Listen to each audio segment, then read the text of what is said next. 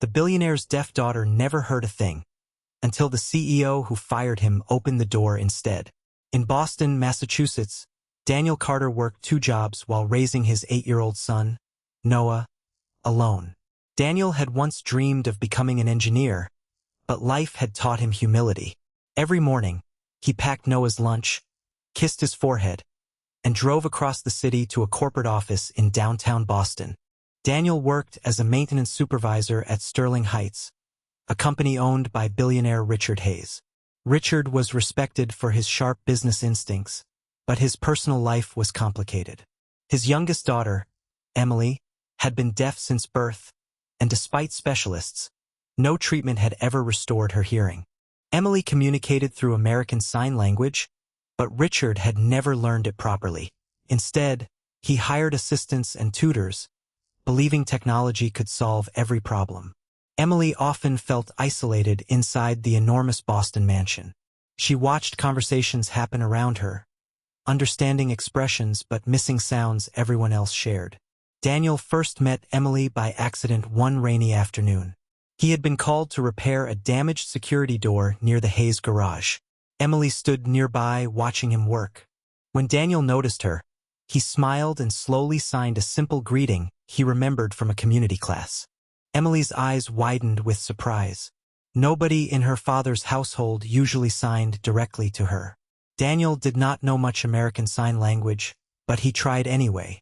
Emily laughed silently and corrected his hand position. For the first time that week, she looked truly happy, and Daniel left smiling. Their brief friendship continued quietly. Whenever Daniel visited the mansion for repairs, Emily searched for him. He learned new signs from her, while she learned patience from his mistakes. Daniel never treated her as fragile or helpless. He simply treated her like an intelligent young girl who deserved respect. Then Richard discovered their friendship. He was furious. He confronted Daniel in the mansion's marble hallway, accusing him of distracting Emily from her education. Daniel calmly explained that he had never crossed a boundary. Richard refused to listen. Next morning, Daniel received a termination letter. Daniel packed his tools without arguing. Losing the job meant losing his family's financial security, but he refused to humiliate himself. He thanked his coworkers, collected Noah from school, and promised his son they would be fine. That night, however, Daniel quietly calculated bills until nearly 3 in the morning. Weeks passed, and Daniel struggled to find steady work. He repaired appliances, fixed plumbing, and accepted weekend construction jobs around Massachusetts. Meanwhile, Emily became increasingly withdrawn. Richard noticed she stopped attending several tutoring sessions. She spent hours near the mansion's front window watching the road. One winter evening, Emily found a tablet containing recordings from her early childhood. She watched videos of her mother signing with her before her mother died. Emily became emotional because those memories reminded her that communication was supposed to feel warm, not clinical. She wanted someone who understood her without judgment. Richard eventually hired a new executive assistant, but the woman could not communicate with Emily. One morning, Emily disappeared from the mansion's main rooms. Security found her outside the gate holding a small backpack. She had decided to find Daniel, the only adult who had ever listened without speaking down to her. Emily never reached Daniel's apartment. A security guard brought her back before she could leave the property. Richard was shaken. For the first time, he understood that money had not protected his daughter from loneliness. That evening, he searched through old employee records and realized Daniel's termination had been unfair. Richard drove through Boston the next morning, determined to apologize. He eventually found Daniel working at a small repair shop. Daniel was surprised to see his former employer standing beside the entrance. Richard offered him his old position, but Daniel refused because he feared Emily would again become forgotten. Then Richard said something Daniel never expected. He admitted that he had been wrong about everything. He confessed that Emily did not need another expensive program or another assistant. She needed people willing to meet her where she was. Richard asked Daniel to help him rebuild trust with his daughter. Daniel agreed, but only after setting one condition. Emily would be included in every decision involving her life. Richard accepted.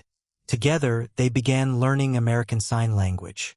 Daniel also introduced Richard to a deaf community center in Boston, where families could learn directly from deaf teachers and understand the culture they had ignored.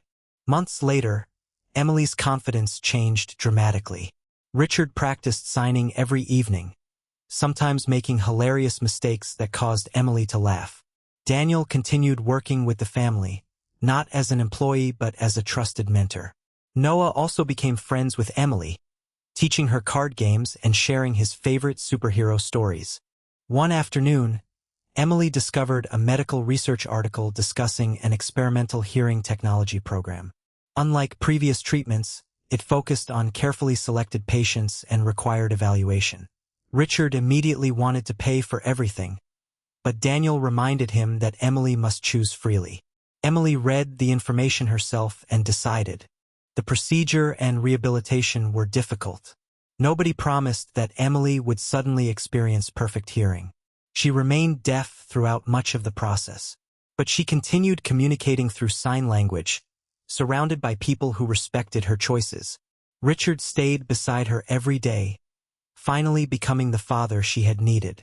Several months later, during a quiet rehabilitation session, Emily reacted to a faint vibration and then an unfamiliar sound.